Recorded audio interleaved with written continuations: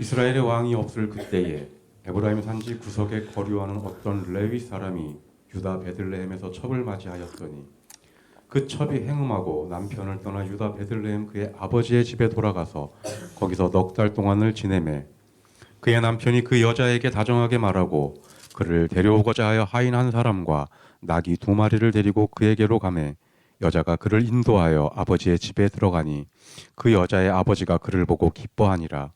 그의 장인 곧 그 여자의 아버지가 그를 머물게 하매 그가 3일 동안 그와 함께 머물며 먹고 마시며 거기서 유숙하다가 넷째 날 아침에 일찍이 일어나 떠나고자 하매 그 여자의 아버지가 그의 사위에게 이르되 떡을 조금 먹고 그대의 기력을 돋은 후에 그대의 길을 가라 하니라.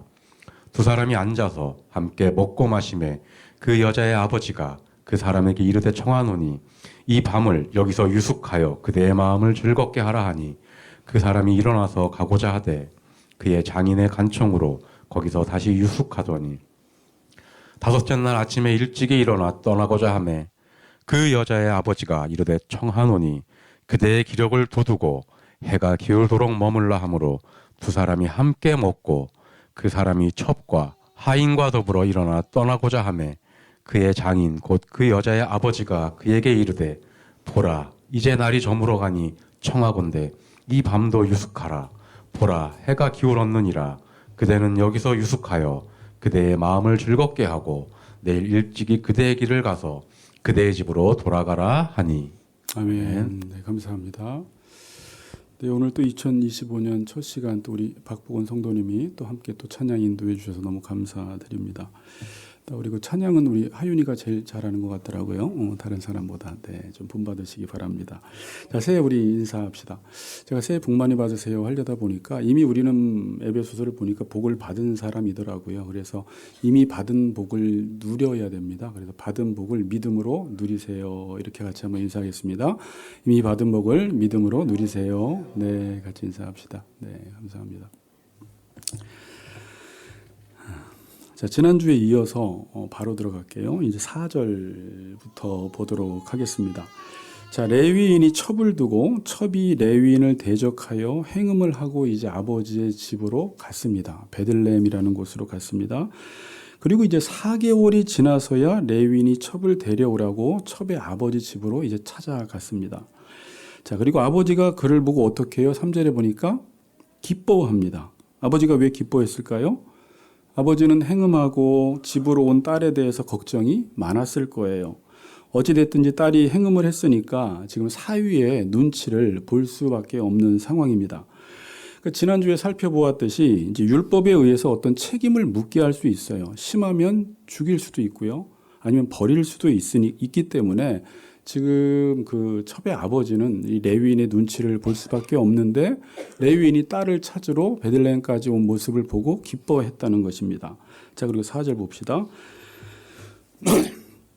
그의 장인 곧 그 여자의 아버지가 그를 머물게 하매 그가 3일 동안 그와 함께 머물며 먹고 마시며 거기서 유숙하다가 자, 장인이 사위를 3일 동안 대접을 합니다. 왜 3일 동안 했을까요? 혹시 아세요? 이 당시에는 그 나그네 환대법이라는 것이 있습니다. 유대인들은 지나가는 나그네를 맞이하지 않고 대접하지 않는 것을 마을의 수치로 생각을 했습니다. 그래서 자기 마을에 거린이나 노숙자가 발생하지 않도록 어느 집이든 영접해서 묵도록 했어요. 그래서 모든 가정마다 다락방이 다 있었습니다. 그 당시에는 이 나그네 환대법이 일상이었습니다. 신명기 10장 19절에 보니까 너희는 나그네를 사랑하라. 전에 너희도 애굽 땅에서 나그네 되었음이니라. 또 레위기서 19장 33절 34절에 보니까 거류민이 너희의 땅에 거류하여 함께 있거든 너희는 그를 학대하지 말고 너희와 함께 있는 거류민을 너희 중에서 나은 자같이 여기며 자기같이 사랑하라. 보세요. 너희도 애굽 땅에서 거류민이 되었었느니라. 나는 너희 하나님 여호와이니라. 이 두 구절을 통해서 볼 때 왜 나그네를 환대하라는 것이죠? 하나님은 너희도 예전에 애굽 땅에서 나그네였다라는 거예요. 너희도 애굽 땅에서 거류민이 되었었는데 어떻게 우리가 이렇게 살아났습니까? 하나님의 환대를 받고 우리가 이렇게 구원을 받고 살아났기 때문에 하나님의 백성이 되면 해야 할 일이 뭐냐면 하나님을 본받아서 나그네, 고아, 과부, 거류민들 다 환대하라는 것입니다. 여러분 이것이 성경의 핵심 주제예요. 이 환대라는 주제가요. 저도 이제 그 환대와 구원이라는 책이 있는데 이 구원과 환대가 같아요. 그러니까 하나님께서 나그네 같은 종로로 타던 우리들에게 환대를 베풀어서 우리가 이렇게 구원받고 살아났기 때문에 이제 우리 그리스도인들의 삶은 환대하는 삶을 살라는 것입니다. 산상설교 7장에서도 핵심이 뭐냐면 7장 12절인데 그러므로 무엇이든지 남에게 대접을 받고자 하는 대로 너희도 남을 대접하라. 이것이 율법이요 선지자라고 이야기했습니다. 율법이요 선지자가 뭐죠? 구약성경 전체를 가리킵니다. 그러니까 구약성경 전체에서 하는 말이 뭐냐? 대접하라는 것입니다. 환대하라는 말씀입니다. 신약에서도 그래서 예수님에게 행하는 것이 무엇이냐? 작은 소자에게 행하는 것이 곧 나에게 행하는 것이다. 마태복음 25장이 양과 염소를 분리시키는데 어떤 기준으로 분리시킵니까? 뭐 교회를 오래 다녔느냐, 집사를 했느냐, 목사를 했느냐 그런 기준으로 양과 염소를 분류하는 게 아니라 작은 소자를 먹이고 그 소자에게 어떻게 행했느냐에 따라서 양과 염소로 분리가 되는 것입니다. 그 정도로 우리가 형제 사랑하는 건 곧 예수 그리스도를 사랑하는 것과 동일시 여기고 있다는 것입니다. 자, 환대와 구원이라는 책이 저희 집에 있어요. 그래서 제가 이 부분을 간단하게 앞부분 서론에 있는데 중요하니까 한번 보세요. 잠깐 띄워주세요. 제가 읽어드릴게요. 이 책에서 나는 기독교 성서의 하나님은 환대 하나님, 곧 자기 백성에게 환대를 베푸실 뿐만 아니라 자기 백성이 다른 이들에게 환대를 베풀도록 요구하시는 하나님이라고 명확히 주장한다. 간단히 말해서 우리에 대한 하나님의 환대는 우리가 서로를 환대하는 것의 토대이다. 자기 백성에 대한 하나님과의 관계는 근본적으로 외인들에 대한 환대 행위이다. 왜냐하면 하나님은 인류를 자기와의 관계 안으로 초대함으로써 타자, 곧 자기 백성을 위한 공간을 마련하기 때문이다. 하나님의 환대 경험은 교회 정체성의 핵심이다. 우리는 하나님의 손님이자 친구다. 하나님이 우리에게 환대와 우정을 베풀기 때문에 교회는 서로에게 그리고 신앙 공동체 밖에 있는 것으로 보이는 이들에게 환대를 제공할 수 있다. 하나님이 자기 백성을 환영하고 환대하듯이 하나님의 백성도 서로에게 환대를 베푼다. 없군요, 앞에. 자, 그리고 우리는 하나님을 본받기 때문에 특히 우리와 다르고 우리의 공동체 밖에 속하는 남에게 환대를 베푼다라는 것입니다. 성경에서 구약 성경에서 핵심이 공의와 정의를 행하는 것인데 이 공의와 정의는 결국 신명기서에 나오는 나그네, 고아, 과부, 거류민들을 환대하는 것이 공의와 정의를 행하는 것이라고 성경은 말씀하고 있어요. 자, 이 부분을 제가 왜 말씀을 드렸냐면 앞으로 쭉 이어지기 때문에 그렇습니다. 자, 이 나그네 환대법에 의해서 지금 3일 동안 첩의 아버지가 지금 사위를 대접을 합니다. 이 3일 동안 보통 어떻게 하냐면 첫째 날은 서로 환영하고 인사하고 안부를 묻기만 합니다. 둘째 날은 잔치를 베풀어요. 그리고 셋째 날이 되어서야 손님이 방문한 목적을 이야기하도록 되어 있습니다. 이 나그네 환대법이 기본적으로 3일 동안 이루어졌기 때문에 3일 동안의 일은 지금 기록하지 않아요. 여기서. 3일이 지나서 이제 기록을 합니다. 자, 3일 동안 먹고 마시며 유숙을 합니다. 그리고 이제 3일이 지나서 딸과 사위가 집으로 가려고 하는데 5절 보세요. 아침 일찍이 일어나 떠나고자 합니다. 그런데 아버지가 사위에게 뭐라고 합니까? 떡을 조금 먹고 기력을 돋운 후에 가라는 것입니다. 얼마든지 이럴 수 있어요. 하루 더 있다 가라. 기력을 돋운 후에 하루 더 묵고 먹고 마시고 다음날 떠나라 라고 해서 이 사위가 아버지의 호의를 거절하지 않고 장인의 호의를 거절하지 않고 떡을 먹고 마셨습니다. 자, 근데 또 6절을 보세요. 이렇게 먹고 마시고 있는데 그 여자의 아버지가 또 청하는 것입니다. 이 밤을 여기서 유숙하여 그대의 마음을 즐겁게 하라는 것입니다. 하루 더 있다 가라는 거예요. 자, 여러분들이 오늘 본문을 읽으면서 왜 이렇게 이 장인이 사위를 붙들까라는 그 질문을 가지고 한번 이 내용을 한번 살펴보세요. 그래서 7절 하루 더 묵었어요. 그리고 7절 보세요. 그리고 넷째 날이 되어서 이제 가려고 합니다. 그런데 장인의 간청으로 거기서 다시 또 유숙을 하게 됩니다. 그리고 또 하루가 지났어요. 그래도 8절 다섯째 날 아침에 일찍이 일어나 떠나고자 하며 그 여자의 아버지가 또 기력을 돋우고 해가 기울도록 머물라고 합니다. 언제까지 머물라고요? 해가 기울 때까지. 그러니까 해가 기울 때까지 머물면 어떻게 돼요?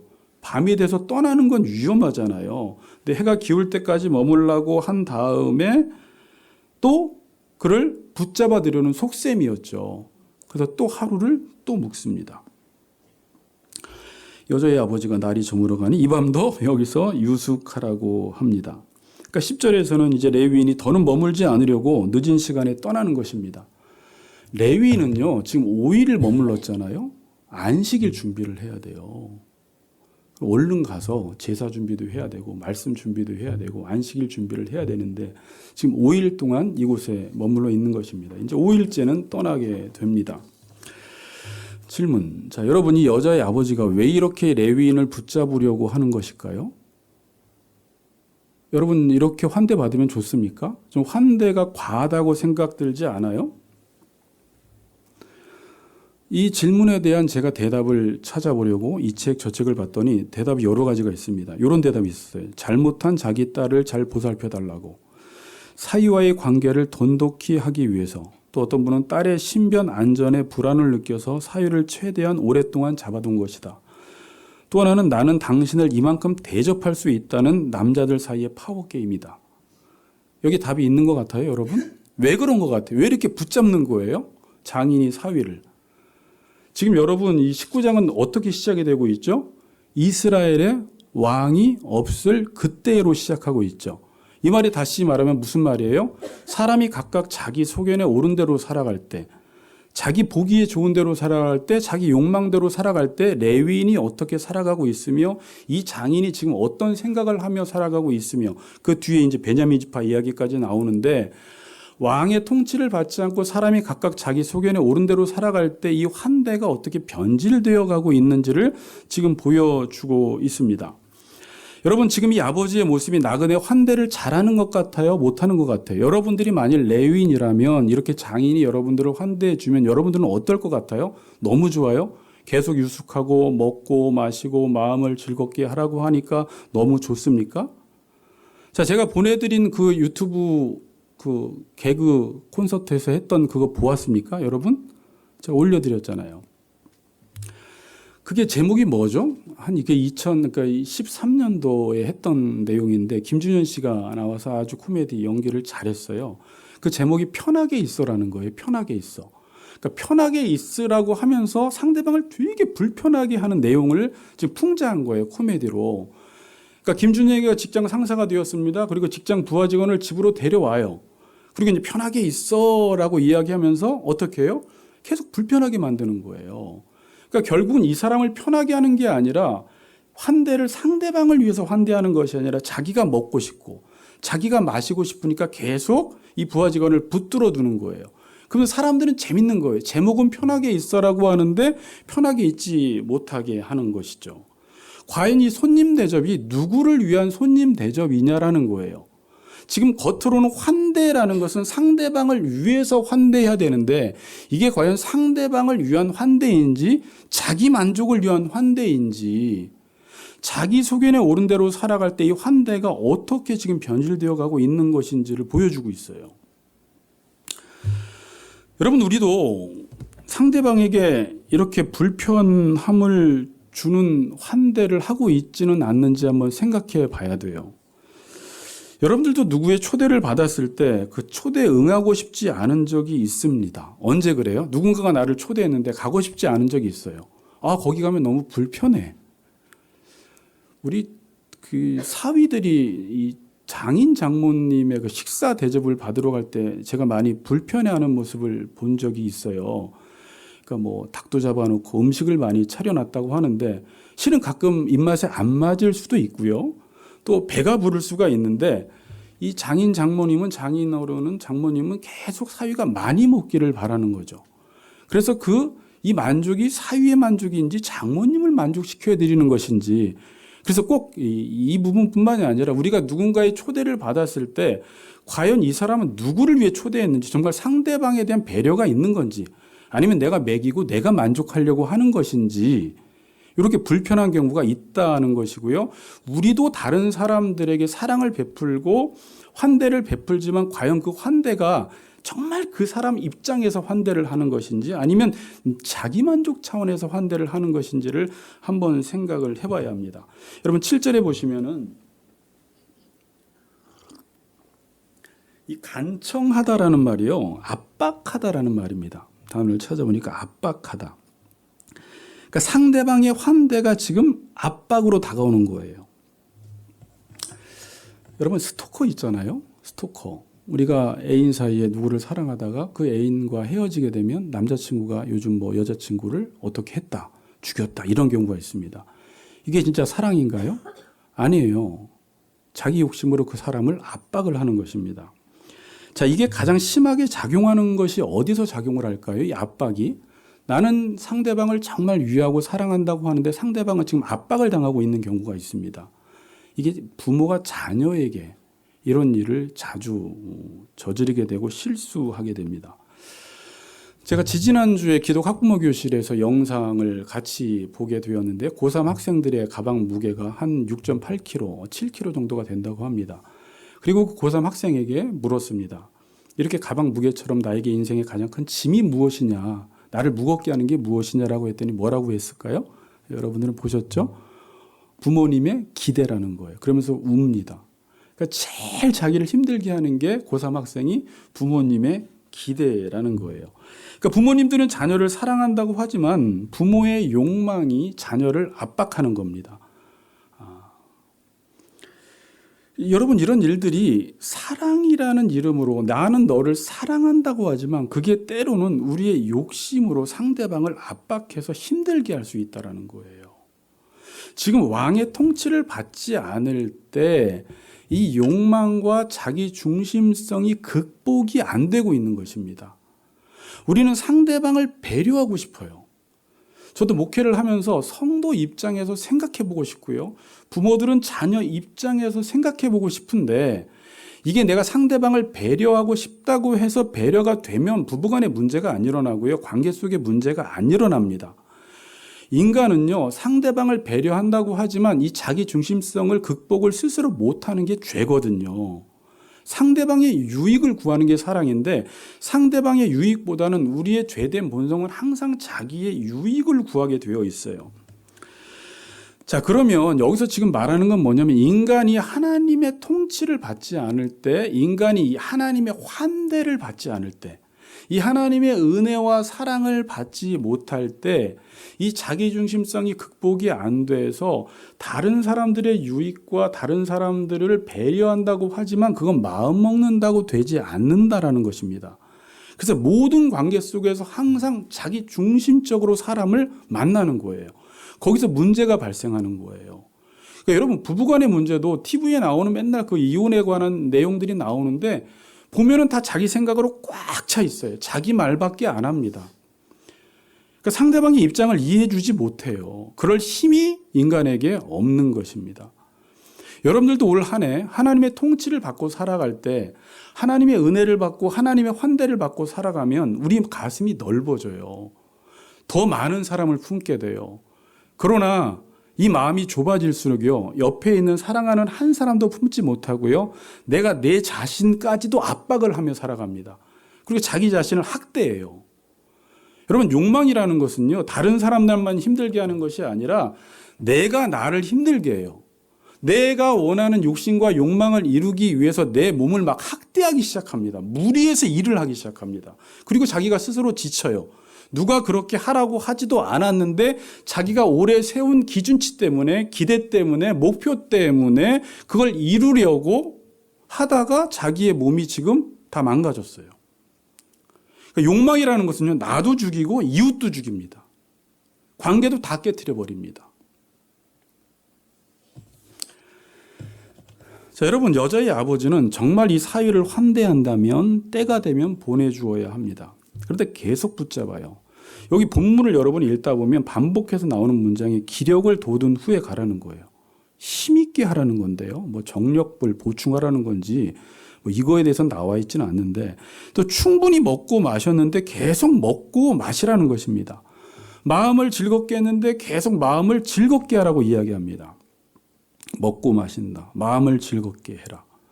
이 여자의 아버지는 왜 기력을 돋우라고 하고 왜 계속 먹고 마시라고 하고 마음을 즐겁게 하라는 것일까요?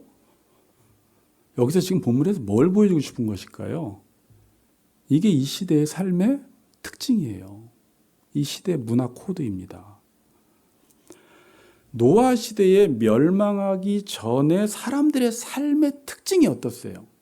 방주에 들어가기까지 사람들이 어떤 삶을 살았다고 예수님이 누가복음이나 마태복음에서 말씀하고 있어요. 노아 시대에 멸망하기 전의 특징을 예수님이 딱 4단어로 요약을 하죠. 먹고 마시고 시집가고 장가간다라고 표현을 합니다. 지금 이 장인 어른이 어떻게 지금 살아가요? 먹고 마시고 마음을 즐겁게 하는 거예요. 누가복음 17장 27절 28절 간단히 읽어드릴게요. 왜냐하면 또 이 내용이요 이제 베냐민 지파랑 연관이 돼요. 나중에 이스라엘 백성들이 어디까지 타락을 하냐면 소돔과 고모라처럼 됩니다. 그래서 소돔과 고모라에서 망했던 그 문장, 그 당시에 창세기 19장에 있었던 내용과 이 사사기 19장에 있는 내용이 거의 유사합니다. 그 정도로 하나님의 백성들이 타락을 했다라는 사실을 보여주고 있거든요. 노아가 방주에 들어가던 날까지, 이게 멸망할 때까지입니다. 사람들이 먹고 마시고 장가들고 시집가더니 홍수가 나서 그들을 다 멸망시켰으며, 그 다음 구절이 이래요. 또 롯의 때와 같으니 사람들이 먹고 마시고, 여기 좀 달라요. 사고 팔고 심고 집을 짓더니, 지금 이 시대와 똑같아요. 모든 것들을 사고 팔고 무엇인가 돈이 된다면 팔아버리고 킵해놨다가 또 팔고 사고 집 짓고 먹고 마시고 마음을 즐겁게 하는 게 그 당시의 사람들의 삶이었다는 것입니다. 이 말은 뭐냐면요, 여러분, 삶의 목표가 없다라는 말이에요. 삶의 목적이 없으니까 자기가 그 목적을 위해서 살아야 될 모든 도구와 수단 자체가 목적이 돼버렸다는 말이에요. 여러분, 먹고 마시는 것은 죄가 아닙니다. 인간은 먹고 마시는 게 일상이에요. 시집가고 장가가는 것, 하나님이 결혼 제도를 정하셨잖아요. 이게 죄가 아닌데 지금 왜 노아 시대 멸망하기 전에 사람들의 특징을 이렇게 표현하고 있죠? 삶의 목적이 없어지니까 이 목적을 이루기 위한 수단 자체가 목적이 되어버렸다는 말을 지금 하고 있는 거예요. 사무엘상 3장 1절에 보면 말씀이 희귀하면 이상이 보이지 않는다라는 말이 있습니다. 여러분 보세요. 여러분 안에 말씀이 없잖아요. 그럼 앞이 보이지가 않아요. 이상이 뭐예요? 비전이 보이지 않아요. 제가 청년들에게 비전은 이렇게 정해줬어요. 내가 보는 건 야망이고 비전은 하나님이 나를 창조했기 때문에 하나님이 나에게 보여주시는 것을 내가 보고 살아가는 걸 비전이라고 이야기해요. 근데 요즘 여러분들이 하나님의 말씀과 단절되어 있으면 내가 말씀을 이루어야 할 비전이 없어져 버려요. 그럼 어떻게 살아가냐면 오직 자기밖에 생각을 안 하고 살아갑니다. 자기 욕망대로 살아가기 시작합니다. 그래서 비전이 없는 사람들은 마시는 것입니다. 먹는 것입니다. 마음을 즐겁게 합니다. 요즘 사람들은 그냥 만나면 이유 없이 술을 마십니다. 이유 없이 취해요. 기분 좋아서 한 잔 마시고 기분 나빠서 한 잔 마시고 마누라 때문에 한 잔 마시고 자녀가 대학 가서 한 잔 마시고 떨어져도 한 잔 마시고 모든 것이 한 잔 마셔요. 이렇게 보다가 또 안주가 좋아서 한 잔 마신대요. 어떤 분은 파전이 나오니까 또 한 잔 마셔야 되겠대요. 모든 게 술이에요. 여러분들 주변에서 많이 경험했을 거예요. 계속 마셔야 되는 것입니다. 다음 날은 이 술 때문에 너무 힘들어요. 그러니까 또 해장한다고 또 술을 한 잔 마십니다. 그리고 동료들까지 못 가게 해요. 집에 한 잔 더 하자는 거예요. 그게 동료를 위한 겁니까? 자기를 위한 겁니까? 자기가 마시고 싶으니까 동료를 보내지 않는 거예요. 옆에 집에 가면은 와이프가 기다려 그러면 들어가긴 뭘 들어가. 이제 연말인데 우리가 먹고 취하자 그러면서. 먹는 것도 마찬가지입니다. 먹는 자체가 목적이 되어버렸어요. 그래서 요즘 여러분들도 아실 거예요. 우리가 예전보다 과하게 먹어요. 배가 나와도 계속 먹어요.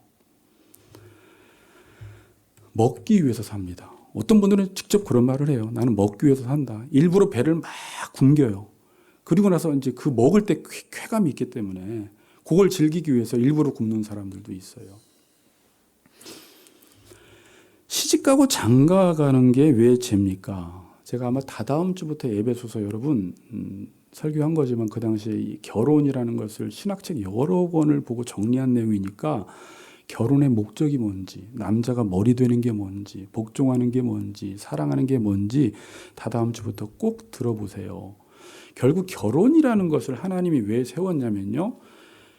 예수 그리스도가 교회의 머리 된 것처럼 이제 남자가 아내의 머리가 되었다고 이야기하는데 머리 노릇을 하라는 거거든요.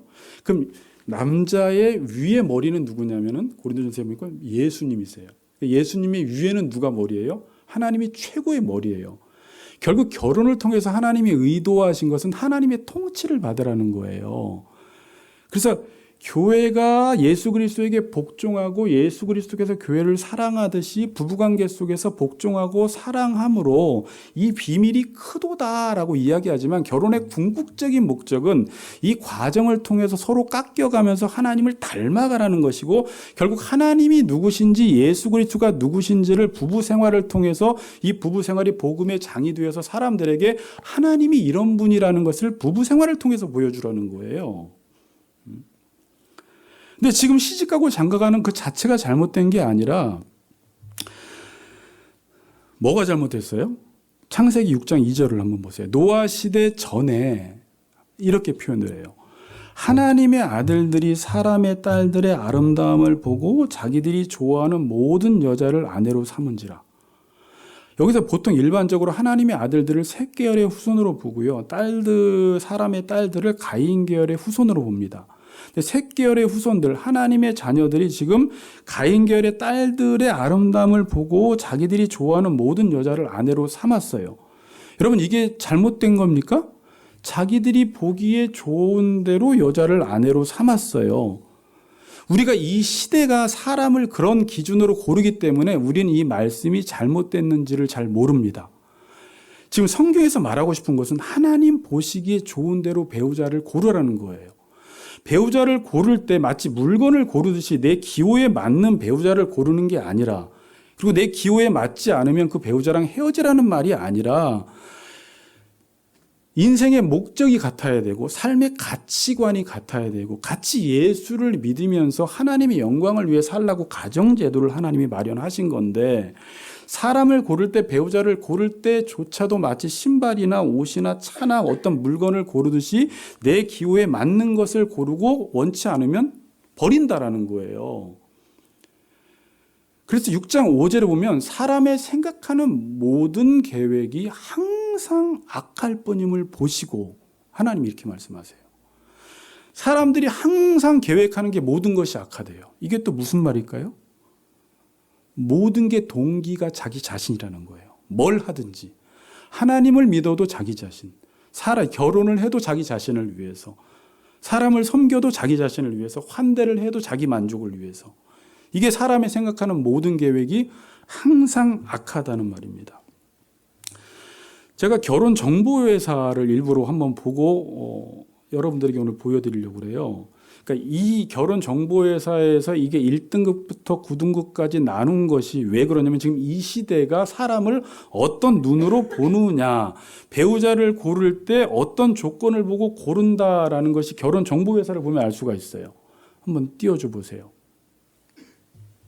그냥 여러분들이 그냥 쭉 보면서 이게 이 시대의 사람을 보는 관점이고 눈이에요.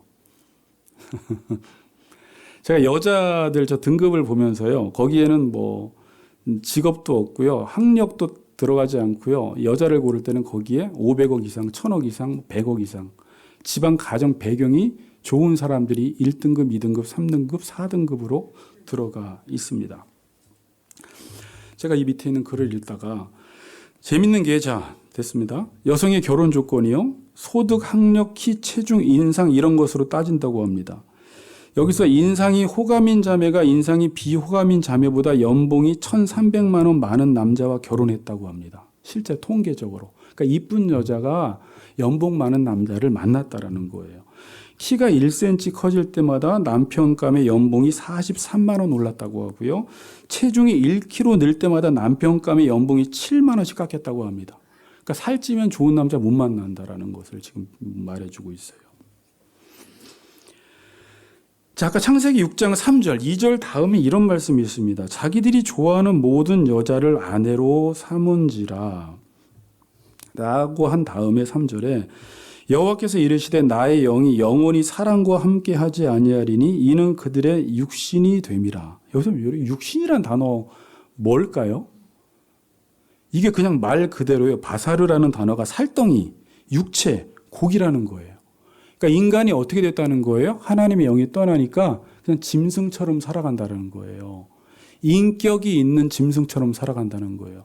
짐승은 본성대로 먹고 마시지만 인간은 인격이 있어서 그 인격으로 하나님의 통치를 받을 수 있고 통치를 받지 않으면 결국 그 인격으로 자기 욕망을 위해 살기 때문에 결국 짐승 같은 삶을 살아간다라는 말씀을 하는 것입니다.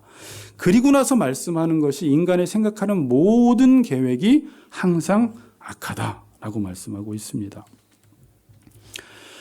여러분 여기서 레위인도 한번 보세요. 레위인도 지금 어떤 사람이에요? 지지난주에 우리가 말씀 들었죠. 레위인도 첩을 두었습니다. 자기 욕망을 따라 살아가는 사람입니다. 그러니까 지금 머물러야 할지 떠나야 할지를 몰라요. 머물러야 할 때를 모르고 떠나야 할 때를 몰라요. 여러분 만약에 목사가 주일 준비를 해야 되는데 5일 동안 먹고 마시고 마음을 즐겁게 하면 이 목사가 어떻게 보여요, 여러분? 지금 안식일을 준비해야 돼요. 근데 이 레위인은 지금 사명의식도 없어요. 비전도 없어요. 자기가 하고 있는 일에 대한 책임감도 없어요.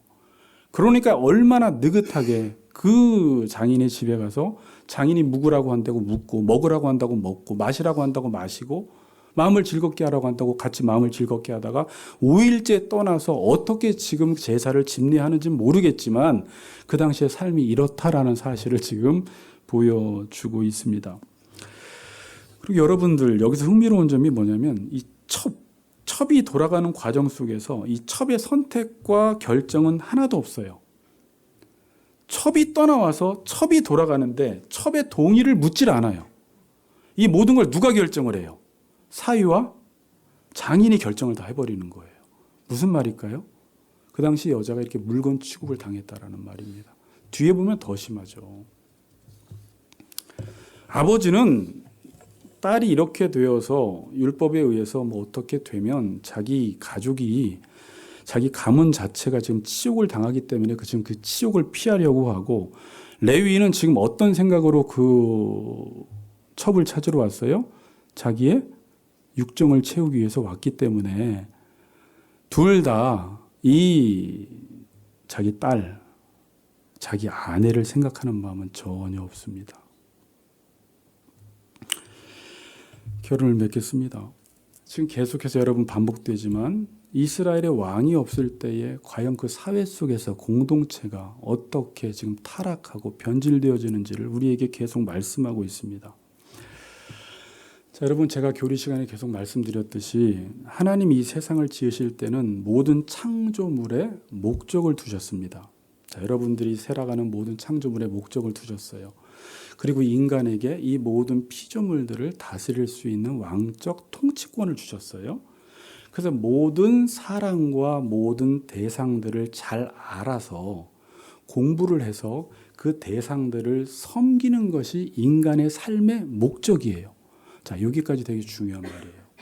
여러분에게 자녀, 친구, 부모님, 이웃들, 또 이 세상에 있는 모든 피조물들을 여러분들이 공부를 해서 그 대상을 잘 알아서 그 대상을 섬기며 살아가는 것이 왕으로 살아가는 것입니다.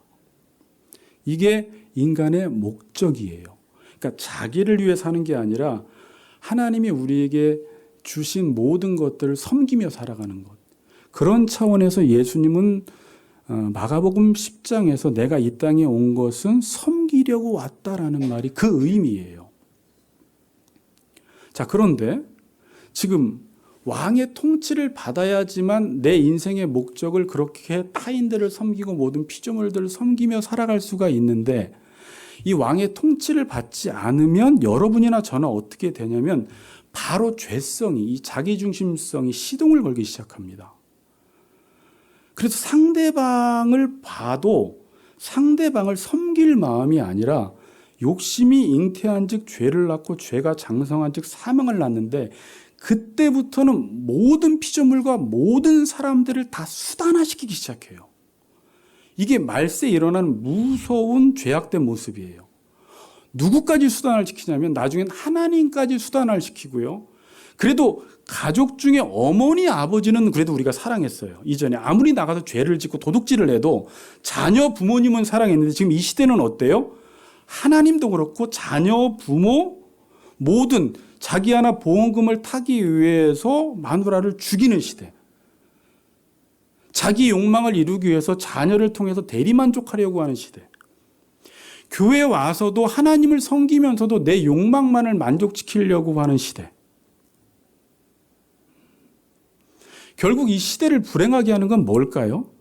우리는 대통령이 그러고 정부가 그러고 남편이 그러고 아내가 그러고 그런다고 하지만 결국은 자기 욕망을 자기가 이기지 못해서 죽어가는 거예요. 나 때문에 인생이 힘든 거예요. 가만히 들여다보면 내 안에 무서운 욕구와 욕망들 때문에 그걸 자기가 어떤 기준과 틀을 정해놓고 그 틀대로 이루어지지 아니하니까 자기가 만든 틀 안에서 죽어가는 거예요. 이걸 가리켜 포로된 자라고 성경은 이야기해요. 예수님은 그들에게 자유를 주려고 오신 거예요. 하나님의 뜻이 들어가지 않으니까 자기 뜻이 자기를 옥죄어 오기 시작합니다. 여러분이 뭐 때문에 힘든지 한번 생각해 보세요. 이 자기중심성이 무서운 게 뭐냐면 보세요. 선행, 환대, 구제, 사랑, 예배 이 모든 것들은 상대방을 위해서 해야 되는 것이죠.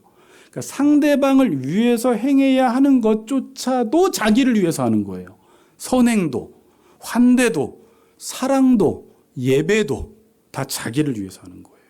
이 정도로 무서워요. 마태복음 6장에 보면 예수님이 6장 1절에 이런 말씀을 해요. 너희들이 사람에게 보이려고 너의 의를 행치 않도록 주의해라 그래요. 그러면서 기도, 구제, 금식 이야기를 합니다.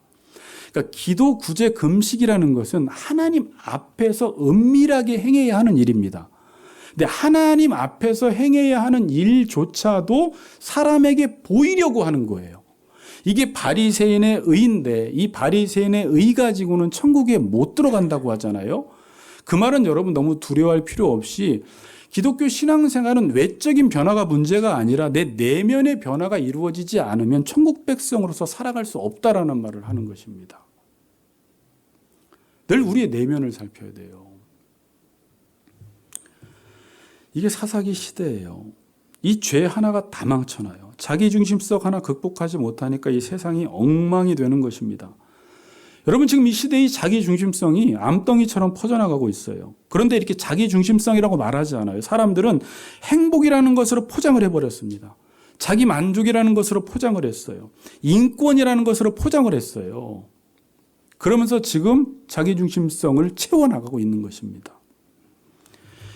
이러한 시대의 교회는 목회자는 성도는 이 자기 욕망과의 전쟁에서 이겨야 합니다. 저는 신학을 공부하고 목회자가 되고 사역을 하면서 너무 교회가 보여지는 것에 치중을 하고 있다는 것을 발견을 했어요.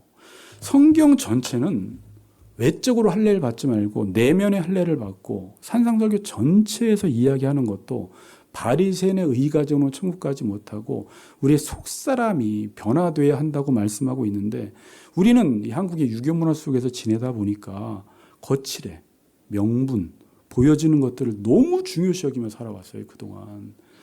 그러면서 신앙생활을 오래 했는데 성도들이 성화가 안 된 거예요. 마음이 바뀌질 않은 거예요. 그래서 어느새 외적으로는 종교인 같은데 내면은 다 썩어 문드러진 거예요. 그래서 괴물 집단이 되었다고 하는 것입니다. 교회가 사회 악이 되어버렸어요. 어떻게 욕망과의 전쟁에서 이깁니까? 어떻게 이길 수가 있어요? 말씀과 기도가 아니면 욕망은 브레이크가 걸리질 않습니다. 여러분 안에 있는 욕망, 말씀이 아니면 브레이크가 절대 안 걸려요. 계속해서 속도가 빨라집니다. 그리고 자기 스스로 욕망의 속도를 이기지 못해서 인간은 지금 죽어가고 있는 것입니다. 한번 여러분들이 그냥 임상 테스트를 해보세요. 여러분이 하나님의 은혜를 충분히 누렸을 때 내 마음의 상태와 요즘 내가 말씀도 안 듣고 하나님의 은혜도 없고 그냥 하루하루 그냥 내가 그냥 내 기분 따라 살아갈 때 내 마음이 어떤지를 그냥 한번 보세요. 힘이 하나도 없어요. 짜증만 나요. 자기밖에 보이질 않아요. 모든 게 원망스러워요.